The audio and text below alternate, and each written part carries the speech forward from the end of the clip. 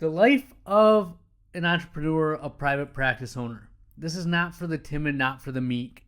You have to be willing to roll up your sleeves, get dirty, and make things happen.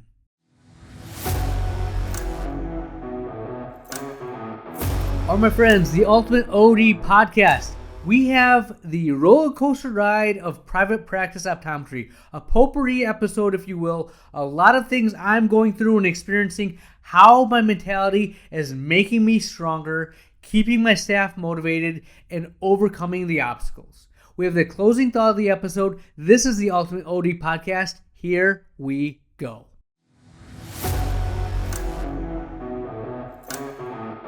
All right, my friends, the Ultimate OD Podcast. Thank you for tuning in. Thank you for listening.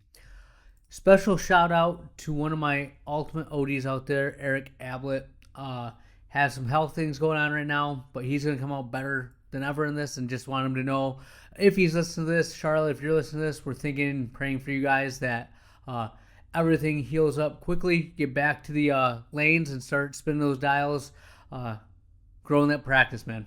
Think of you. Hope everything's okay. Now, today is going to be a potpourri episode. I have a lot of different topics, a lot of things that are happening, thoughts, and I just look forward to sharing them with you.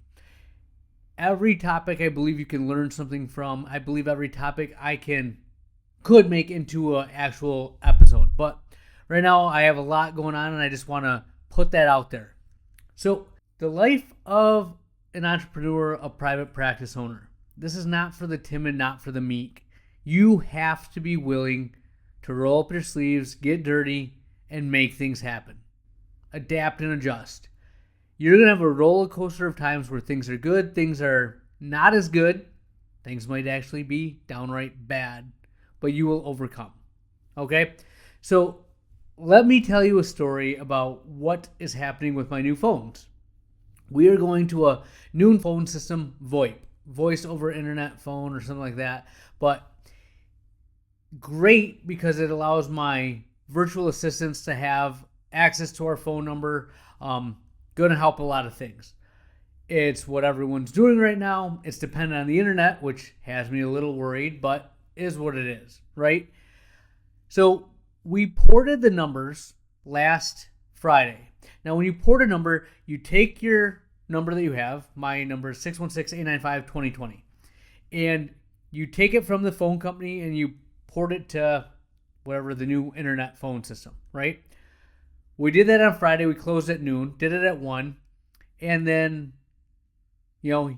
I talked to the phone guy. He's like, yeah, most of them ported over. Some of them can take up to 10 days.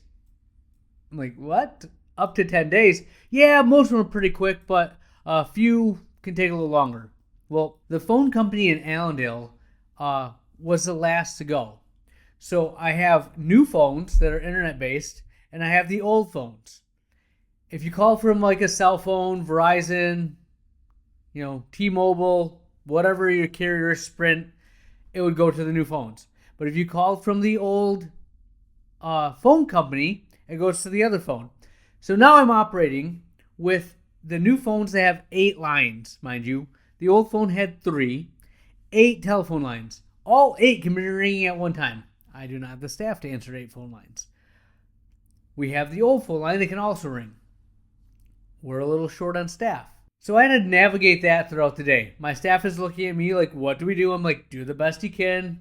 Here we go. We got through the day. And then going into this, one of the plans was the virtual assistants were going to start answering phones. Just one at a time, and we'll ease them into it. Well, Friday, one of my staff members, we hired her maybe 3 weeks ago, 20-some years old, maybe 21, I don't know. And she, 3 weeks in, we had one-on-ones, we've had meetings, and she's like, yeah, this just isn't for me. I want to go back to teaching. I'm like, all right, very cool, fair. I appreciate you giving us a heads up. When's your last day? She's like, mind you, this is Thursday. She goes, oh, end of the week. I looked at her and said, end of the week, you say? Do you have a new job lined up? Like Monday? No, there's a lot of things I need to apply for. Fair enough, but Monday, come in. Are you going to a job? No. But you're not coming in here. Correct. All right. You can leave now. So that was the end of that. So we're short one person. And we have the new phone system with 8 lines. Mind you, my staff is doing a great job of dealing with all the changes, getting ready for the new office, training a new VA, and then we're short a person, and these phones are ringing off the hook. Thankfully, after like 4 rings, it goes to an actual voicemail that sends an email to us. Just, we're away from the phone right now. Leave a message. We'll call you right back. So I said, have the VAs go after it, and we'll get messages if we don't get it. We have to take care of the people in the office because we had a full day. And Mondays are crazy. Phones are ringing off the hook, red eyes, etc. It was a busy day. And my manager, who's running the show, is like, I'm like, it's actually going pretty good. Like, we don't have to answer phones out here and everyone's doing good. And she looks at me with a, what the F are you talking about face? Because she goes, I'm answering every single phone call because the VAs don't know what they're doing and they're texting me and I have to walk them through every call. I'm like, fair enough. Carry on. So it was just chaos, but we survived. At the end of this day, I pulled aside the manager and said, how are you doing? She's like, I'm fine. I go, you're good. Remember that you are the manager. Because of this, you get extra perks. You're the leader here. But you also have to drive through the snow first time through sometimes. It's going to suck. But I go, the beauty of this is you have a team. Delegate. You have a fire that you have to put out. You don't have to do the other things. I'm accepting less of those things. Just don't put them in the corner and forget about them. Delegate them to someone else. And we had a talk for about half an hour of, now what are you going to do at the end of the day with the virtual assistants? How are you going to get this remedied? And we talked through it. The beauty of the virtual assistants is they are proactive and intelligent. They are so stinking smart. They had a whole spreadsheet set up with questions, sample, remark, and then things that you can do. Like they had that made by themselves. We looked at that today, or the next day, Tuesday, and said, we need this for training our in-house staff. Amazing. And today they had about, each of them had like about 20 plus calls, managed it fine. They're getting better. It got better today. And again, we had another staff member today who got sick, wasn't able to be there, so we're really short. We didn't answer a single phone. I go, every phone call goes to the virtual assistants or we'll get a message. Don't worry about that. And they're like, all right. And it worked. I had to pull my other 2 senior staff members aside because we're a little short-staffed and I haven't down-scheduled. And I looked them in the face and I said, how are you doing? And they did not look happy with me. And I go, I know we're busy. I know it's crazy. But what I need you to do is take our standard and lower it. I understand it's going to be rocky and bumpy. I am fine with that. This is my business. You guys have been given permission to lower your standard. When it comes to the end of the day, you're out a half hour after we close. I don't care if we get behind. We'll figure it out. Lower your standard. Don't burn yourself out. I go, whatever you need. You need to get Jimmy John's every day. You need to get Starbucks every day. Tell me what you need. Make it happen, but we'll be fine. Lower your standard, right? And optical, if it's crazy busy, you do what you can do. Don't get overwhelmed. And we had a good day today, right? I know where we're going to go, what's going to happen. I've been in situations like this before where we've been short and we overcome. But I've left a lot of money on the table because I was too afraid to have the schedule. Now, we're going to probably lose a few here or there, sales, that is. I don't think patients are going to have a bad experience, but a few sales. We're not answering the phone right away. But you know what? We're going to overcome because in the beauty of this profession we call optometry, it's so cyclical. There's about 2 months of patients that will be affected, but 10 months that won't have a single clue that we were short-staffed and not as attentive or on the ball in terms of answering the phones as we used to be. It took us 48 hours instead of 24. But we took care of every patient. But I kept my staff sane and we kept moving forward. Now, we're trying to hire like crazy. We need more staff. But this is where we're at. My staff knows it. They're accepting of it, right? We have a meeting. Top level managers tomorrow. And what I told them to say is, bring in a list of everything you're doing. And we're going to do spring cleaning. I know, spring cleaning's been on my mind. We're going to get rid of the stuff that does not need to be done. And focus on the things that make the patient experience last in their memory, right? It's impactful in what we do. And I am almost certain we're going to find a bunch of legacy things that we were doing that had no bearing on the patient experience. And it's spring cleaning. We will be better because of this stress that we have. Now, that's my mentality after 13 years of doing this, right? I know we're in chaos mode, that we're a little short, and my staff, my managers go one of two ways. They can be like, this is too much, burn themselves out and be done.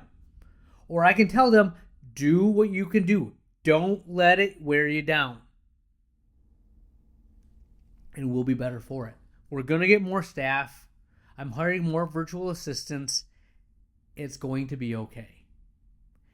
But that's experience, and that's, in my mind, leadership.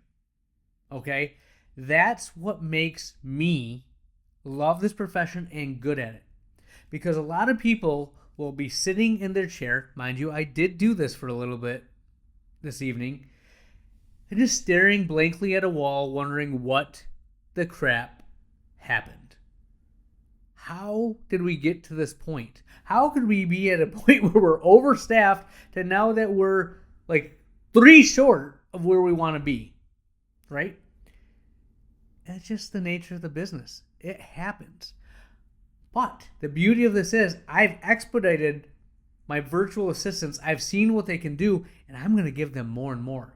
Because the beauty of the virtual assistants, from what I've seen, incredibly intelligent, incredibly organized, they solve problems, and they seem to be more long-lasting in their tenure.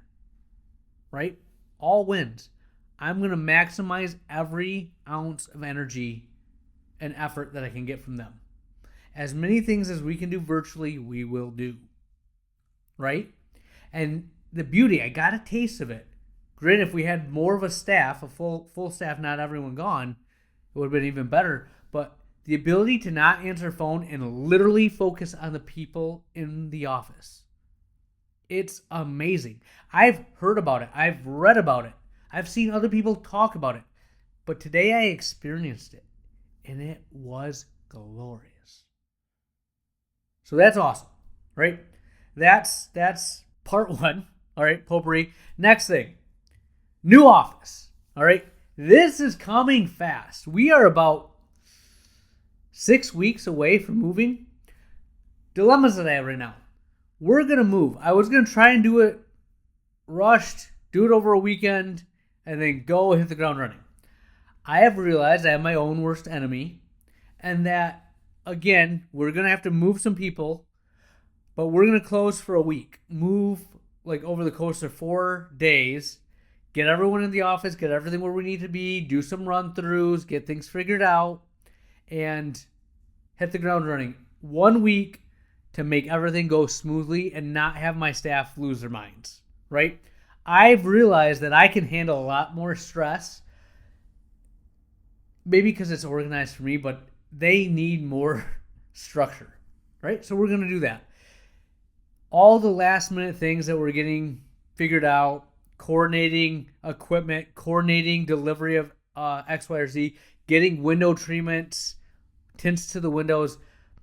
You know, where do you want the speakers? Where do you want these outlets? And I have to take time out of my day, go, and I'm answering these questions. Like, I get it. I knew this was going to happen. But at the end of the day, let's just get in there and let's go. Right? That's my mentality. It's very fun to do, but when you're trying to run an office, see patients, hire staff, have a vision for the future, it can be a little overwhelming. But that's just the nature of what we do, and it's a good problem to have. We're stinking growing. I don't know what it is about a new office. Everyone has always told me that build a new office and your office will grow, right? You'll have more cachet to yourself. And I've always been like, what? We have a patient base. What's a new spot going to do? But I feel an energy. I feel a vibe. I want to capture that, take advantage of it. It's going to be awesome. So the energy's building. What I've dreamed is going to happen. Got to keep my staff motivated. Got to keep them energetic, and it will come. Right? So that's exciting. Next topic, marketing.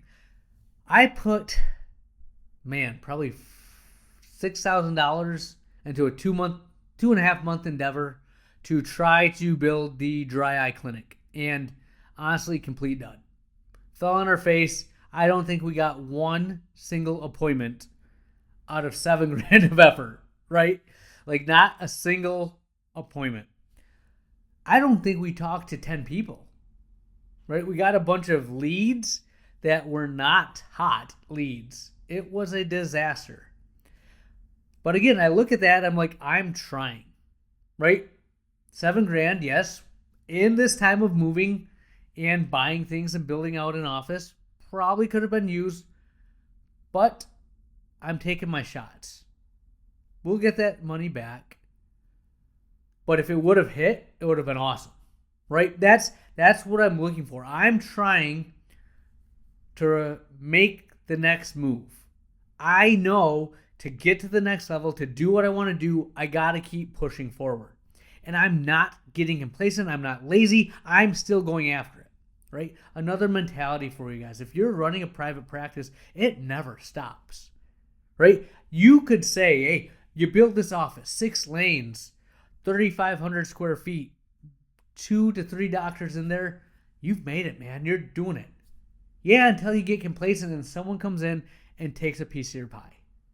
They're more hungry than you. They're pushing the envelope, and now they're taking over your territory, right? I'm going to continue pushing, moving, and going as long as I'm in this business. Again, another reason why I love this. If you're going into this private practice thing and you're thinking, I just want to do this, and once I get this, I'm done. I think twice about that, because you're going to get there, and 1, it's not going to be what you thought it was, and 2, if you stop pushing, you're going to get overtaken, right? So constantly moving, constantly trying to get better. It's fun. It really is fun, okay? The last thing I want to leave you with is this thought, and this is going to be something that I was going to talk about at my office meeting, because we've had a little shift in priorities, especially with the virtual assistants.